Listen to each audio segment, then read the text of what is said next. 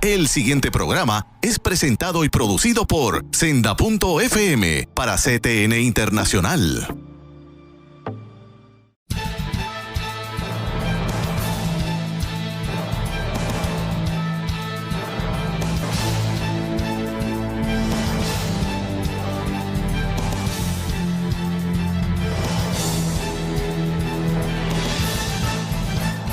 Saludos amigos de Alerta Cristiano, les habla Eduardo García Resach, su hermano ya de 10 años compartiendo con ustedes a través de CTNI. Gracias, siempre muy agradecido a la pastora Wanda Rolón por la oportunidad que nos da de tocar en la puerta de ustedes. Hoy, como siempre, traigo un tema que se repite una y otra vez, pero vamos a empezar con la versión, la palabra de Dios. Y me refiero a Tercera de Juan, capítulo 1, versículo 4. Dice: nada me produce más alegría que oír que mis hijos practican la verdad. Hermanos, tengan muy presente esta porción bíblica porque vamos a hablar de esto. Vamos a mencionar el tema de la verdad y quiero darle de nuevo las gracias al pastor Samuel Sullivan, teólogo, amigo de todos nosotros, hermano, que ya lleva muchos años conmigo también en este programa. Pastor Sullivan, Dios le bendiga, bienvenido. Dios le bendiga y la paz del Señor sea con todos aquellos que nos acompañan en este lindo día. Amén.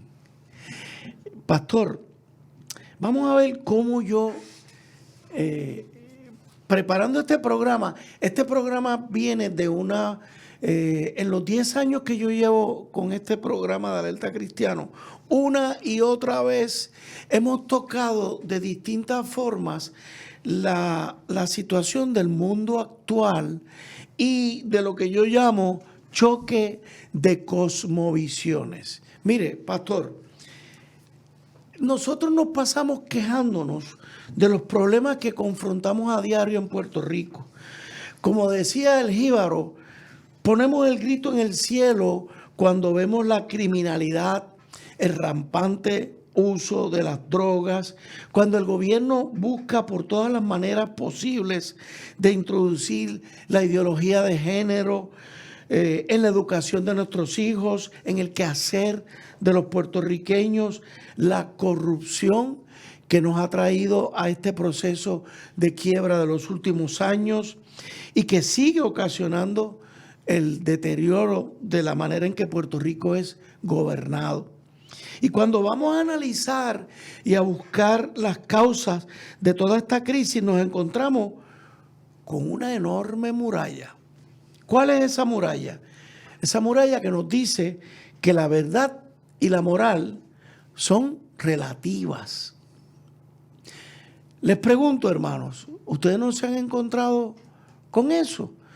Con cada vez que ustedes pretenden afirmar la verdad que nosotros los cristianos proclamamos, ¿qué es lo que algunas personas o el gobierno o el mundo o algunos legisladores nos traen?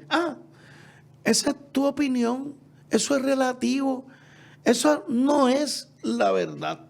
Y entonces estamos en presencia de un choque frontal de dos cosmovisiones, dos visiones de ver el mundo, la vida, y diversas formas de ver la vida en el mundo secular. Yo le pregunto, vamos a empezar, como diríamos, por el principio, pastor. Muéstreme los componentes fundamentales de nuestra cosmovisión cristiana. Bueno, primero yo comenzaría comentando un momento sobre qué es cosmovisión. Okay. No asumo que todos entiendan lo que es cosmovisión. Cosmovisión es la forma de cómo uno interpreta su mundo, su cosmos, su mundo, cosmos, su visión de mundo. Y esa visión de mundo, cómo uno vive y que se comporta en el mundo, responde y es un reflejo de unos principios o valores o axiomas, principios que uno ya asume, y muchas veces esos principios fundamentales que componen y expresan su cosmovisión, su manera de verse y actuar en el mundo, muchas veces esos supuestos son inconscientes. Es decir, uno los ha asumido por costumbre, por cultura, por varios fenómenos, que uno los acepta sin cuestionarlos. Entonces, todos tenemos cosmovisiones, todos. Y aquí yo diría que para nosotros en el marco norteamericano, europeo, nuestras cosmovisiones son mayormente formadas e impactadas por las tradiciones religiosas del cristianismo. Ajá. Y ahora del Islam y del judaísmo. Esas son las tres religiones monoteístas dominantes en el mundo, especialmente en el mundo europeo, en el mundo del Medio Oeste, el mundo americano. Entonces, nuestro mundo y cómo lo formamos y lo interpretamos se informan consciente e inconscientemente. Entonces, en nuestro contexto hay toda cosmovisión tiene que sostenerse o montarse sobre unos fundamentos. Eso. La cosmovisión no existe en el aire simplemente, no. Aunque hay personas que piensan así en el aire, pero que asumen fundamentos, ¿ok? Y entre ellos que vamos a ver, que es la que para mí tiene mayor crisis hoy, se confunde opinión con verdad. La verdad, la naturaleza de la veracidad de la cosmovisión de uno, en sí es lo que justifica, refleja respeto, seriedad, reflexión sobre esos principios, es verdad. Y lo que está en crisis hoy es el fundamento mismo de la pregunta ¿qué es verdad? Y más adelante vamos a ir allí al asunto de verdad y el relativismo, etc. Pero desde el punto de vista cristiano, ante la cosmovisión, ¿cuáles serían los componentes fundamentales, esenciales de una cosmovisión cristiana? Uh-huh. Ahora, cuando digo cristiana, asumo bíblica. Correcto. ¿Ok? Bíblica. Y por bíblica asumo que es palabra de Dios inspirada por el Espíritu Santo, la fuente de toda verdad. Enfatizo eso porque es muy común que me encuentro con colegas que creen en la Biblia, pero no como palabra de Dios. Y se llaman cristianos. Correcto. No es revelación divina, no es verdad absoluta, no. Pero te dicen, sí, yo creo en la Biblia. Entonces tenemos que ser claros en nuestras definiciones de qué estamos hablando. Cuando hablamos de una cosmología cristiana, yo entiendo ser que se fundamenta sobre la veracidad, la fuente divina y contenido de esa revelación dada en las Escrituras. Y, añado, anterior a las Escrituras, la revelación de Dios a toda su creación por la naturaleza. Los cielos cuentan la gloria de Dios. Entonces, esas dos fuentes de parte de Dios para el beneficio de su creación del ser humano. Ahora, partiendo de ese supuesto de la Escritura como fundamento de la cosmovisión cristiana, hay tres elementos o factores esenciales en esa construcción. La primera es el concepto de creación.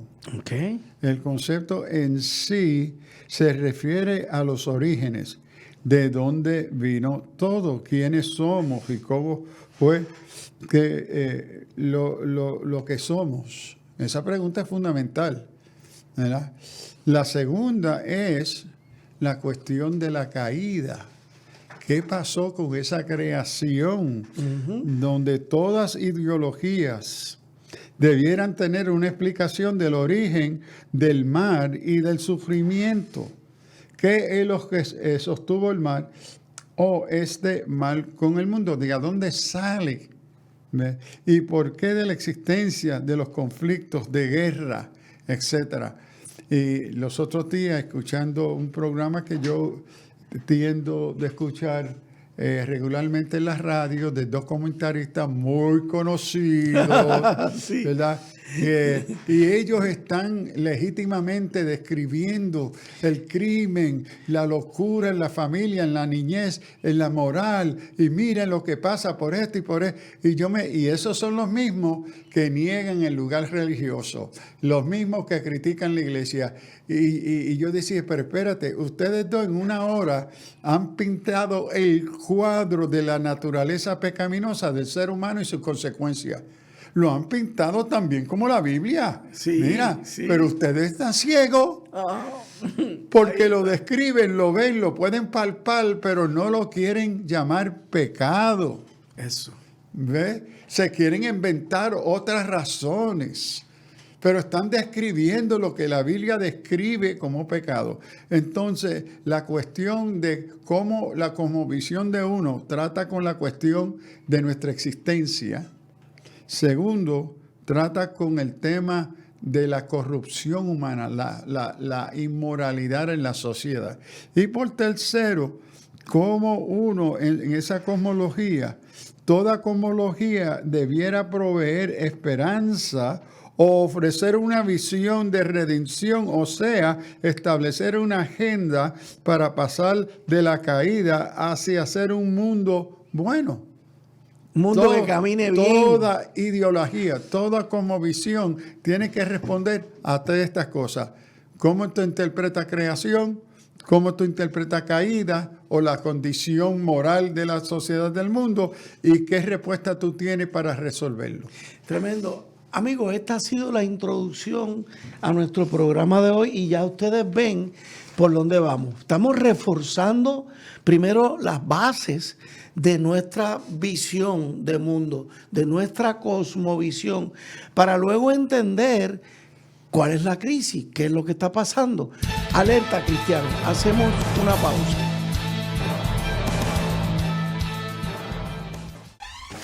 La mayor selección de música cristiana.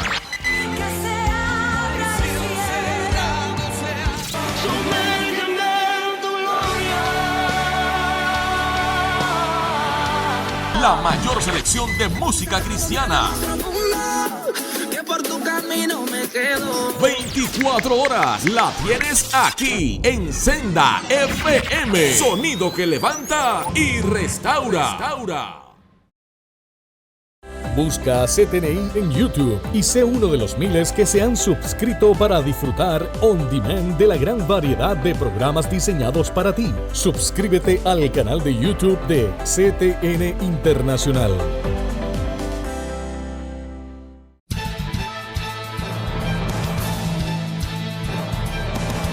De regreso con ustedes, amigos, aquí tratando todas las situaciones con que a diario nos enfrentamos los cristianos. Y le planteo lo siguiente al pastor, a nuestro hermano teólogo Samuel Sullivan. En la discusión de todas estas situaciones, pastor, el mundo secular nos reclama a los cristianos que nosotros no tenemos ningún derecho a emitir un juicio moral sobre personas y sobre la sociedad. Pero esta posición, curiosamente, yo veo que se autorrefuta, se autodestruye, porque a su vez ellos nos están juzgando a los cristianos. Lo que veo es un asunto muy serio, porque entonces nos estamos encontrando con una postura de relativismo moral que ha llegado a convertirse en un credo, en una religión no oficial de nuestra sociedad, especialmente en las áreas de la educación, en el derecho y en la política pública. Díganme, hermanos, si eso no es lo que estamos viendo a diario en Puerto Rico, cómo los padres están siendo amenazados, cómo vienen tras nuestros hijos en la cuestión de la educación, cómo las decisiones judiciales alteran toda esta cosmovisión y la política pública que el gobierno pretende adelantar. Así que, pastor, la pregunta que yo le hago, en vista a todo esto, ¿cuál es la respuesta que el mundo le da a esos tres componentes? Bueno, primero yo haría la observación de esa declaración que uno como cristiano en este caso no tiene ningún derecho de imponer. Tristemente refleja la contradicción y la falta de pensamiento crítico de aquellos que lo están haciendo, porque esto es una contradicción. Pero ellos dicen que ellos usan el pensamiento crítico, pastor. Bueno, porque eso me trae a una experiencia con una de mis colegas en la universidad que compartían en la oficina, profesora ella de años.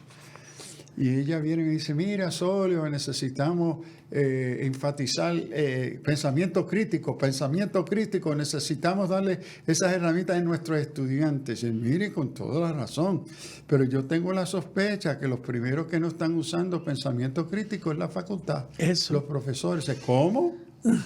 Entonces un día viene y me dice, mire, usted me retó con este asunto de pensamiento crítico. Mire, esto es lo que en la clase de hoy, los principios que yo voy a traer. Ajá. No sé, ok.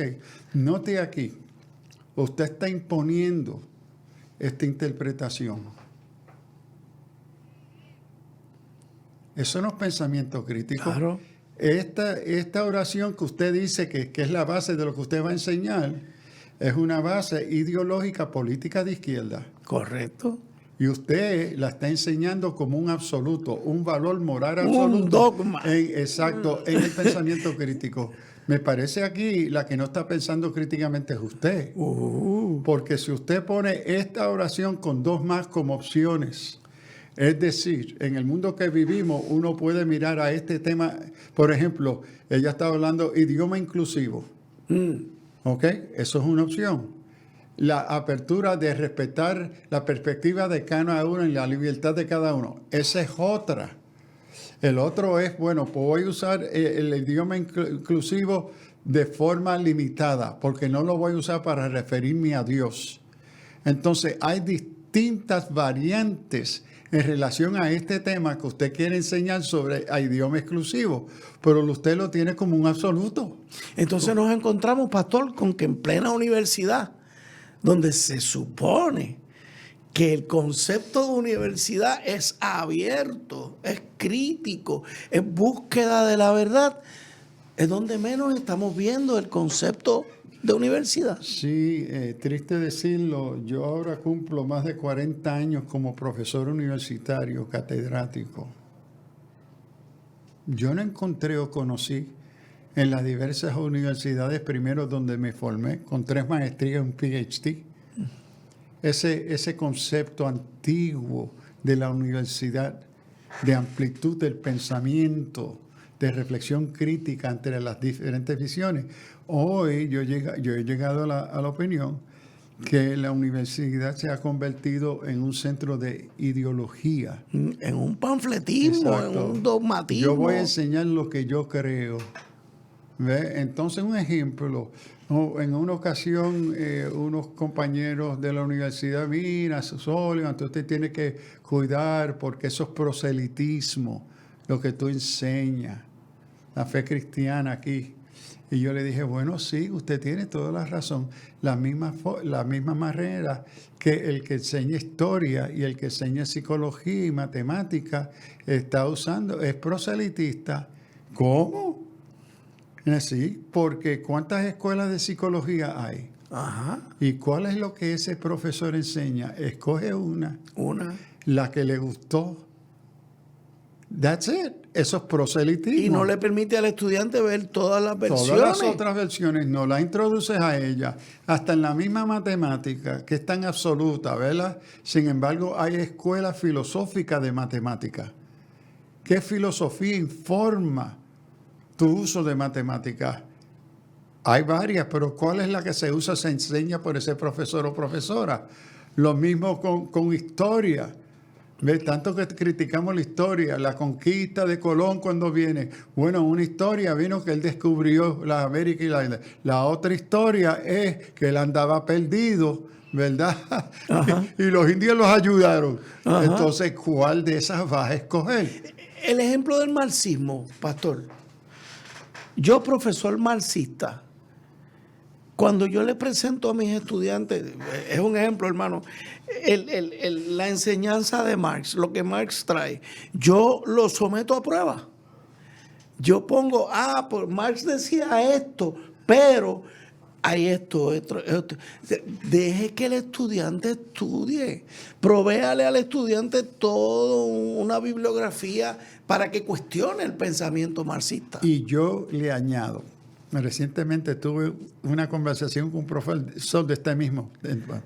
Y yo le dije, pero el problema es si tú no le das las herramientas críticas para leer estas diversas formas. Si simplemente le das el libro.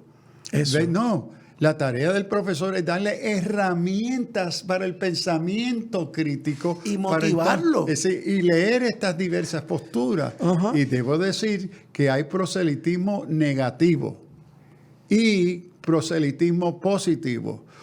Todo, imagínense esto, en el mundo hoy moderno, y por ya más de un siglo, nosotros tenemos una disciplina académica, científica, universitaria, que se fundamenta en la religión del proselitismo. ¿Qué es? Wow. El mercadeo. ¿Qué es mercadeo?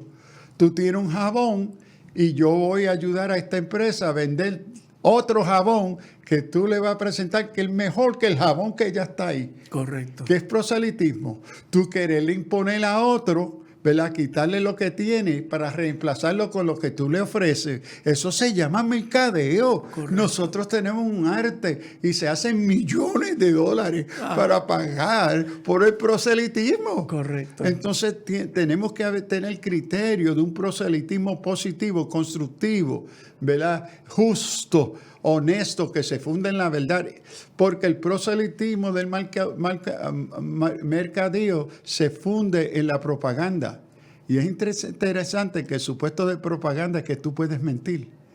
La propaganda no se fundamenta en la verdad. En la verdad. Entonces, ¿cómo se manipulea querer al pensamiento crítico? Ahora, la Biblia, como cristianos, nosotros partimos con la pregunta fundamental. ¿De dónde salimos? Ajá. Porque existimos.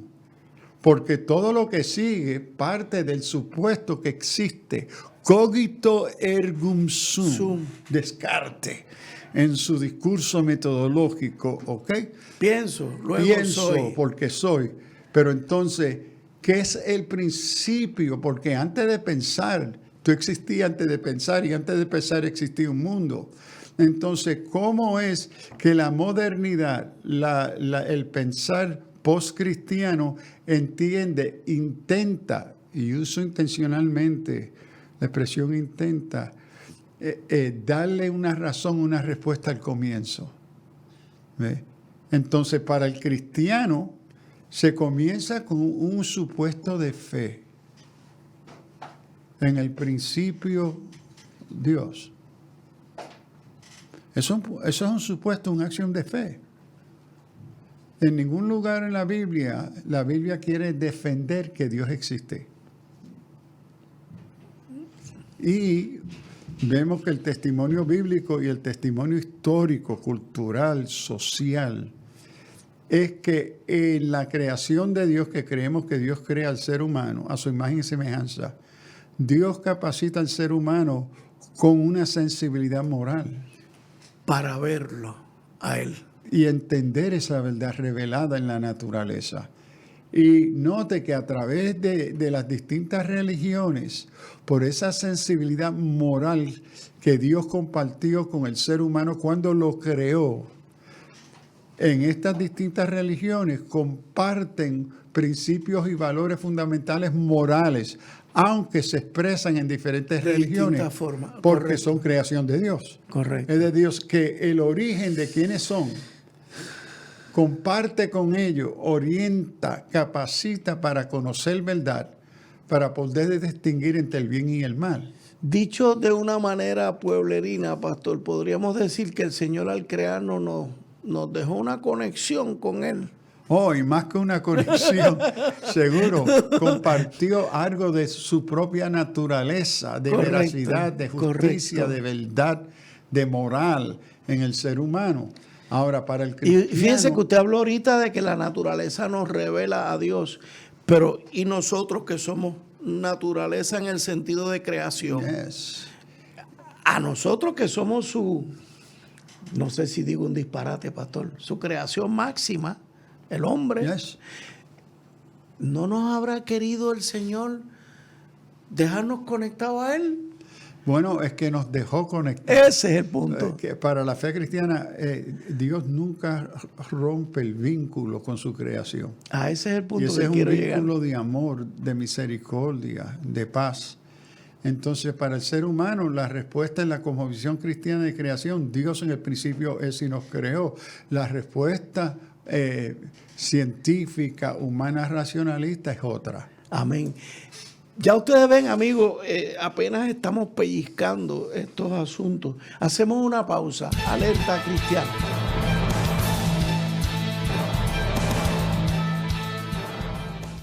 Busca CTNI en YouTube y sé uno de los miles que se han suscrito para disfrutar on demand de la gran variedad de programas diseñados para ti. Suscríbete al canal de YouTube de CTN Internacional. Para evitar la propagación y el contagio del COVID-19, debemos seguir los protocolos establecidos. Debemos continuar lavándonos las manos con agua y jabón durante 20 segundos. Usar hand sanitizer. Utilizar mascarillas. Guardar por lo menos 6 pies de distancia entre personas. Sanitizar superficies regularmente, además de los zapatos y accesorios. Hazlo por tu bien y el de tu familia.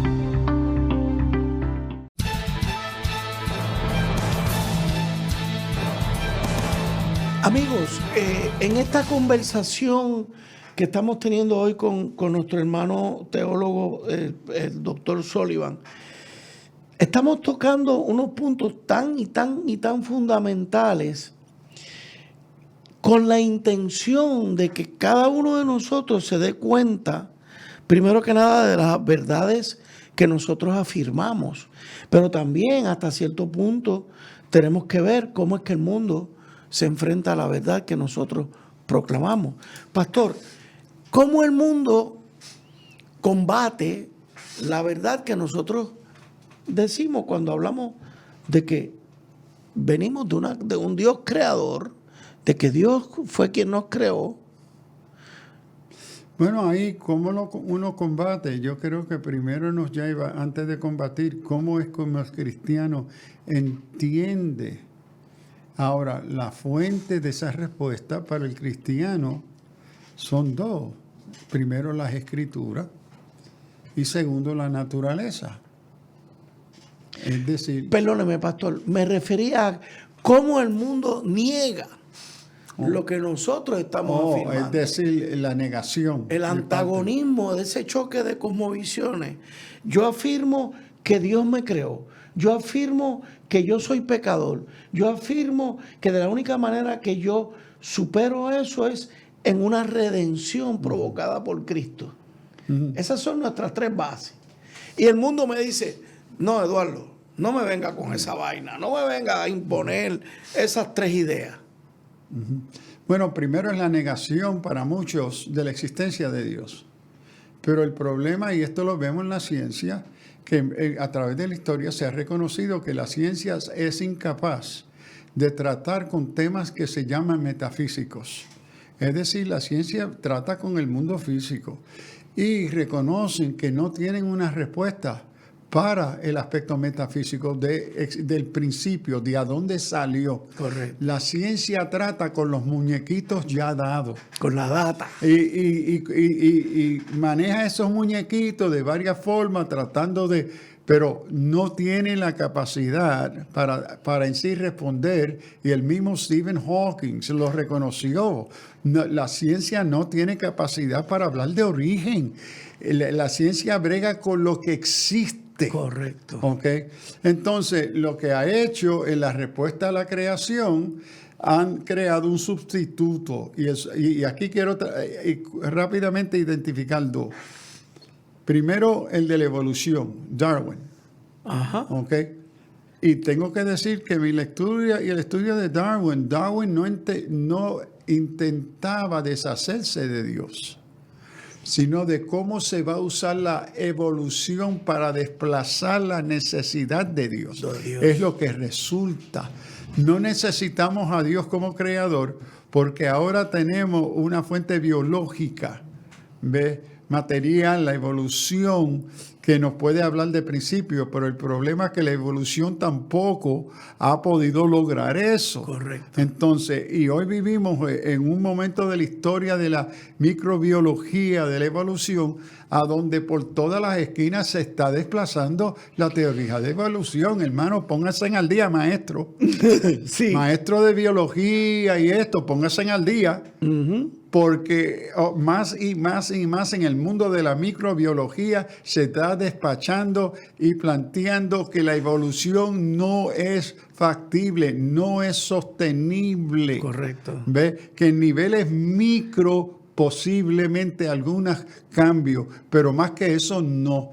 Lo otro que estamos viendo que es importante es que está respondiendo en el mundo secular, no solamente cristiano, es inteligencia, la teoría de inteligencia. Es decir, que para materia existir tiene que haber información. Nada existe sin composición de información. Y toda información, su naturaleza fundamental es inteligencia. Pero el mundo responde con ateísmo, con gnosticismo. Dios no existe, o si no me lo prueban, no lo creo. Esa es la respuesta. Pero entonces eso crea otras crisis ante la negación de Dios creador, de la fuente de creación. Entonces llegamos al asunto del comportamiento humano. Correcto. El asunto moral. Es decir, cómo responden a lo que la Biblia llama la caída. La Biblia es bien honesta en entender la naturaleza humana. Dios la creó buena, con una capacidad de libertad.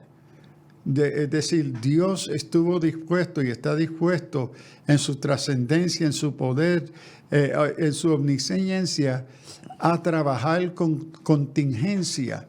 Es decir, al darle libertad a su creación, el ser humano, le dio libertad para hacer decisiones libres, ¿verdad? Ante lo que enfrentaba en su vida cotidiana, ante Dios, etc. Y entonces la Biblia ve que ante esa libertad que da distintas respuestas de contingencia, que puede dar una variedad de respuestas, se da el pecado. El ser humano es pecado. Y la evidencia universal del pecado, simplemente prenda la televisión y escucha la radio y la televisión. Te está mirando en la cara. Pero hay una negación fundamental de la nueva cosmovisión secular que rechaza la categoría de pecado. No hay pecado. Si usted está en el campo de consejería, psicología, psiquiatría, el DSM-5 en adelante, el hombre en ningún bueno. lugar es bueno, no hay categoría de pecado. Pero entonces no pueden explicar por qué hacemos las barbaridades que hacemos. Bueno, las explicamos bien. Nos inventamos categorías psicológicas para describir el fenómeno. Que muy bien a veces pudieran ser justificaciones, pastor. Sí y no. Yo tengo esta tendencia, yo actúo de esta manera. Pero es porque tuve esta experiencia. ¿no habrá sido porque a mí me dio la gana de hacerlo y ahora lo quiero justificar? Bueno, sí, pero como no hay categoría de mal, Eso. no el mal, lo que llamamos pecado, porque hay cosas que pueden ser malo, pero no pecado. Correcto. Entonces, la categoría de pecado del mal no es una categoría aceptable.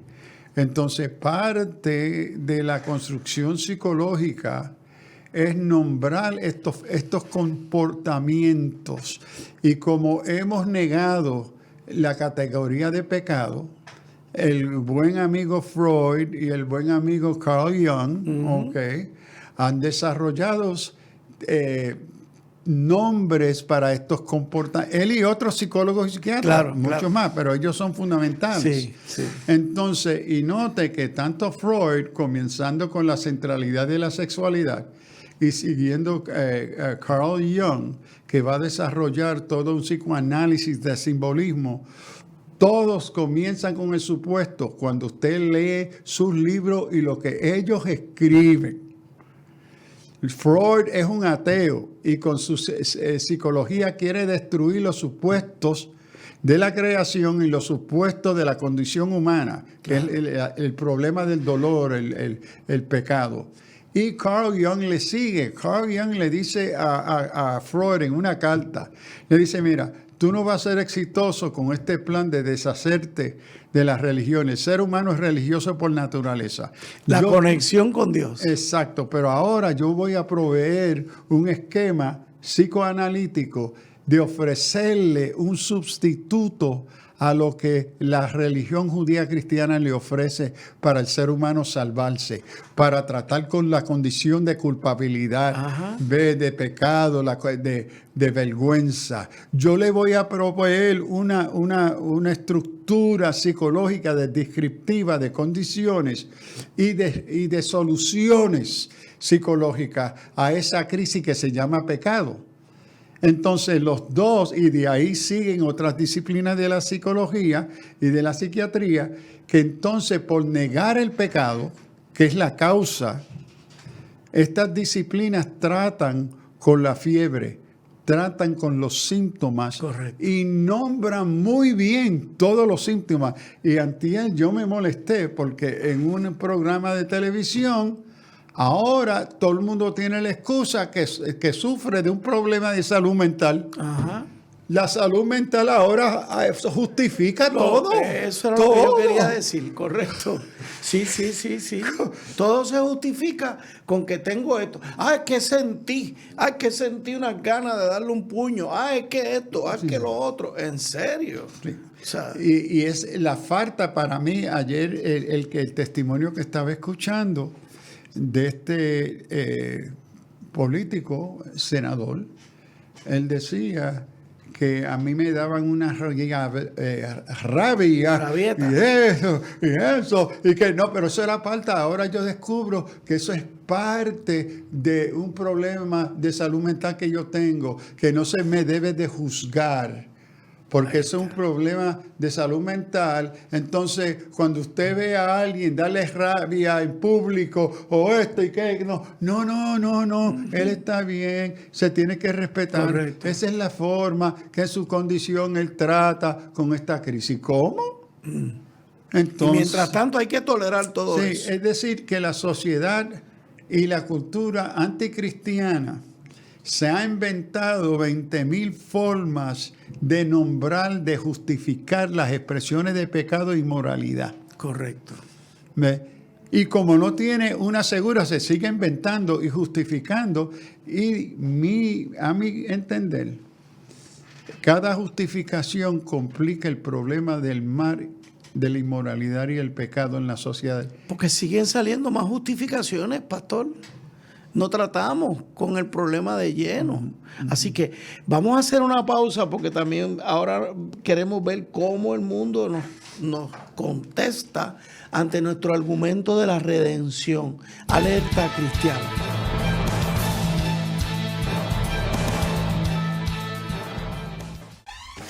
La mayor selección de música cristiana.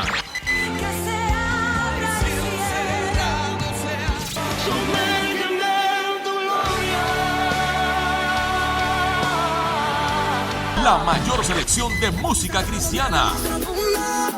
Que por tu camino me quedo. 24 horas la tienes aquí en Senda FM. Sonido que levanta y restaura. Busca CTNI en YouTube y sé uno de los miles que se han suscrito para disfrutar on demand de la gran variedad de programas diseñados para ti. Suscríbete al canal de YouTube de CTN Internacional.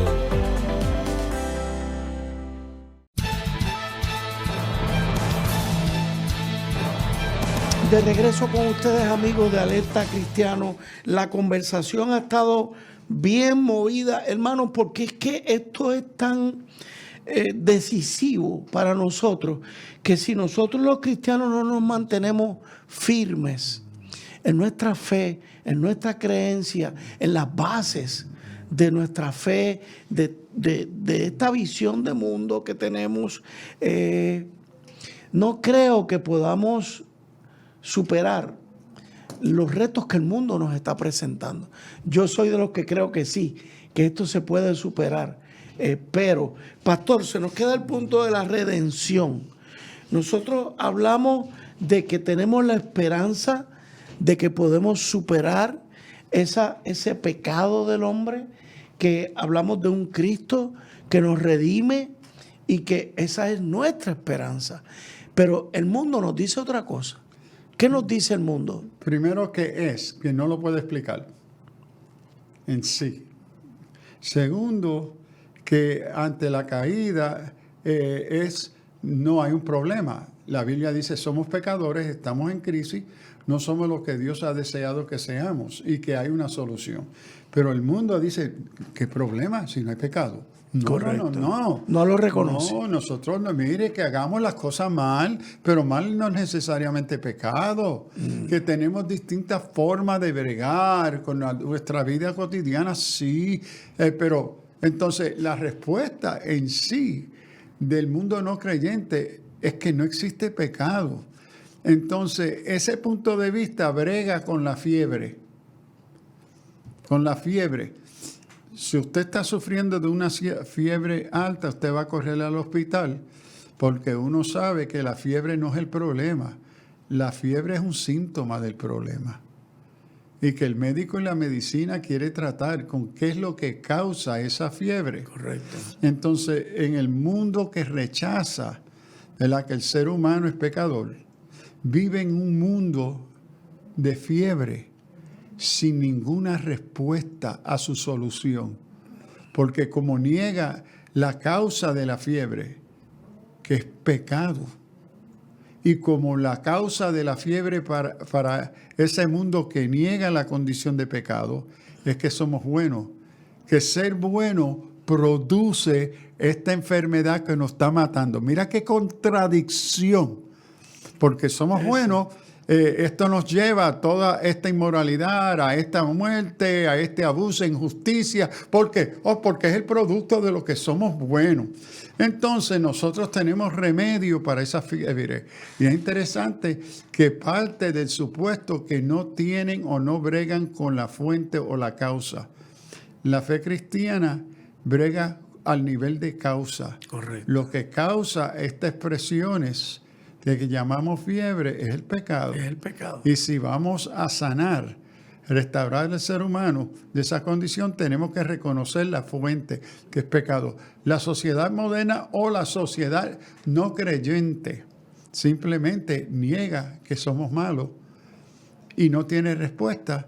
Lo que sigue es justificando sus expresiones de fiebre y no puede bregar con las causas. Correcto. Entonces, eso es lo que estamos viviendo. La fiebre sigue aumentando. ¿Sí? Y El paciente se muere. Y lo que hacemos es describirla. Y ahora todo el problema es mental, porque estamos ahora en una época terapéutica psicológica. Y es interesante que en ese sentido me parece a mí el uso de la psicología como análisis, instrumento analítico de la condición humana, entró intencionalmente para Carl Jung entró entre el mundo de la metafísica, no ciencia. Correcto. Entró en el mundo de la subjetividad. Y por eso tenemos tantas escuelas de psicología y cada psicólogo tiene una descripción y una solución a esta condición de que sufre el mundo, porque sufrimos de ser bueno, porque no hay mal, no hay pecado. Entonces, cada uno va a dar una respuesta dentro de su propia ideología y identificación del problema. Fíjese, pastor, todos fuimos testigos de que recientemente nuestro secretario de Justicia, cuando se le presenta un problema por una senadora cristiana, ¿cómo reaccionó ese señor? Es que ustedes son unos fundamentalistas. Es que si ustedes se les da rienda suelta, ustedes van a ponerle a las mujeres cinturones de castidad. Y esto me trae a la memoria, esto que usted está diciendo, él lo expresa de esa forma. Entonces, mire lo que yo le voy a presentar, pastor, una pregunta. Jesús se presentó al mundo afirmando que Él es el camino, la verdad y la vida. Yo le pregunto, ¿usted no cree que estamos ante un Jesús arrogante y dogmático? Esa no sería la pregunta que el mundo nos está haciendo. Es que Eduardo, ese Jesús tuyo es arrogante y dogmático, viene a imponer. Bueno, hasta cierto punto. Es fundamentalista. Sí, hasta cierto punto yo puedo entender porque se expresa de esa forma. Y esa forma es el resultado de la negación, que Dios es. Ahora, si Dios no existe, yo entonces, como resultado, rechazo como arrogante que se me imponga una autoridad que no existe. Y que la naturaleza arrogante es el reflejo del carácter de ese Dios que ustedes representan. Pero manifiesta primero una postura de rechazo de la existencia de Dios y segundo, como tristemente el caballero es ignorante, desconoce la naturaleza del Dios que nosotros cristianos presentamos, que es un Dios de amor, de misericordia, de justicia. Es en sí la base en sí de la Constitución puertorriqueña. Correcto. Se funda en la misma naturaleza de gracia, de esperanza, de perdón, de verdad, porque Dios es. Pero cuando no se parte de ese supuesto que Dios es, lo que uno ve es arrogancia, porque lo que uno ve es reflejo de quién uno es. Correcto. Quiero llegar al punto y terminar el programa con esto, pastor. ¿Acaso esa no es la llamada tolerancia liberal o moral? Yo no la llamaba tolerancia liberal. Moral, quise decir. Y quizás esta moral es la tolerancia intolerante de nuestro tiempo. Okay. Yes. Tolerancia intolerante. Es la tolerancia moderna o liberal en el sentido... ¿qué quiero decir? El sentido que no respeta... que no respeta otras posturas distintas a una misma. Correcto. Es intolerancia. Correcto. ¿Ves? Entonces, pero tristemente... Pero entonces nosotros los cristianos tenemos que ser tolerantes. Sí, ellos no. Nosotros tenemos que ser tolerantes. Primero que como cristiano, en el Nuevo Testamento nunca se usa la palabra tolerante. Vamos a comenzar por ahí. Ajá. Las versiones de la Biblia, que tenemos algunos que han traducido la palabra paciencia como tolerante, simplemente han deformado el testimonio original de la Biblia. La Biblia lo que llama es para paciencia, y mire, el criterio superior, amor. Mire qué cosa, la tolerancia nos permite y nos da el espacio, la ocasión, la oportunidad de uno hacer lo que uno quiera, porque tú tienes tu libertad a hacerlo.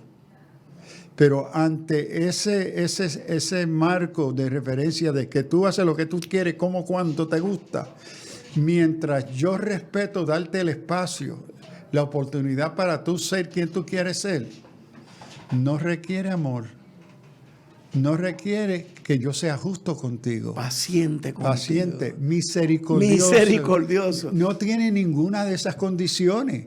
Simplemente yo te voy a dar el espacio para tú hacer el baile que tú quieras, aunque me ofenda. ¿Por qué? Porque el criterio de tolerancia